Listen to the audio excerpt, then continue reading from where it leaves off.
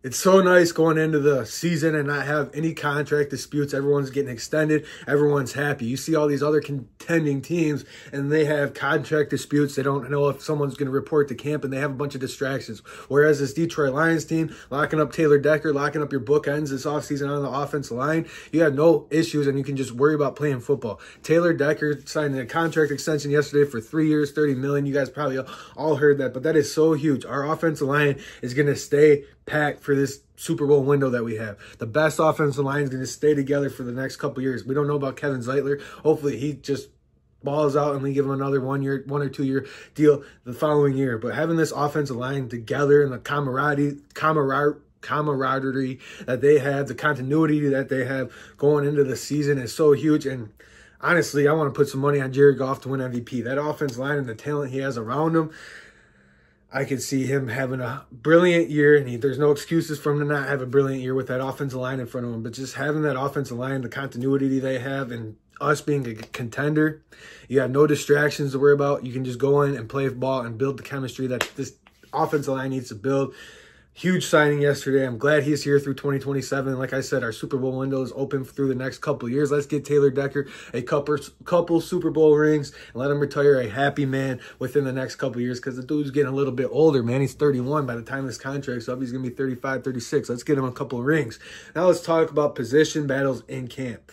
I'm wondering who's going to be behind DJ Reader and Ali McNeil for defensive tackle number 3. Is it going to be Broderick Martin? Is it going to be Levi Onwuzurike? Those two are who I'm paying attention to the most. Who's going to win that position battle? Because we drafted Levi Onwuzurike in Brad Holmes' first draft in the second round. He was before Lee McNeil. He's a baller. He can wreak havoc, but he just hasn't been healthy. That back injury, we all know with the back injury, even in regular life, having a back injury is so hard. Imagine trying to get in a football stance and trying to explode out of it last year. Now that he seems to be fully healthy, let's see what he can do. But Broderick Martin, I've always been kind of high on Broderick Martin because of the size. And if he can develop like this Detroit Lions team has developed talent over the last couple of years, I think he can be a really, not like steal, but an underrated player on that defensive line. And this is the thing that's really encouraging about this Detroit Lions team nowadays is there's so much depth, there's so much talent on this team that you don't know who's going to get cut.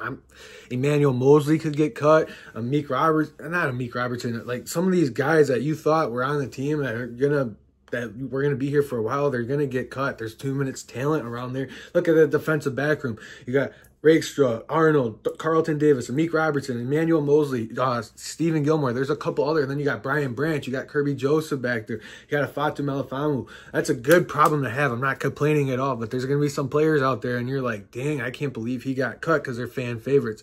And that's the unfortunate part about camp. But that's where the defensive back room is another position battle that I'm paying attention to. Is it Emmanuel Mosley starting in the slot? Is it Amik Robertson? This is good problems to have. And like I said earlier in the offseason, this is Brad Holmes almost turning this into like a Division I college football roster, like in Alabama, or Michigan, Ohio State, Oregon, Texas. Those good programs, each position, it's not a huge step off. You know, that person's going to get the job done. They may not be as talented as Amon-Ra St. Brown, but that next wide receiver is going to do their job and they're going to catch the football. And that goes with the defensive line. That goes with the offensive line. Every position has depth. And finally, in the secondary. Last year, we were going into the secondary, going into the season with a pretty decent secondary. We were kind of pumped about it. C.J. Gardner-Johnson, Mosley, and all them. And then they get hurt early in the season, and you're like, crap, we didn't have any depth to back them up. Now we got the depth to back them up, so it's like, who are you going to stop? And this is where I get a little frustrated with the other contending teams, or people saying the Packers. Yeah, the Packers, they're talented, they're good, but do they have the depth the Detroit Lions have? Same with the Eagles, same with the 49ers. 49ers about the only other team I really see that from position to position, there's really no layoff, no step down. So the 49ers, the Chiefs, like this is how you know you're a good team. When you have the depth to where if someone's got to go out for a game or two, it's not going to destroy you. And this is going to be a good season. J-Mo's about to break out. J-Mo's been having a great offseason so far. I'm just excited for the season to get here. It's padded practices now. Hopefully we keep staying healthy. I'm just ready for the season to get here. That's all I'm going to say, man. The time is now. The Super Bowl window is open now. Let's keep seeing these updates throughout practice. The team is the continuity is there. There's no one sitting out. There's no distractions, and they're just playing football, and they're getting better and better and building that gritty identity every single day. One Pride, signing out. It's your boy T. I'll talk to you guys soon. Like the video, subscribe to the channel, comment down below what you guys thought, and I'll talk to you guys soon. Peace.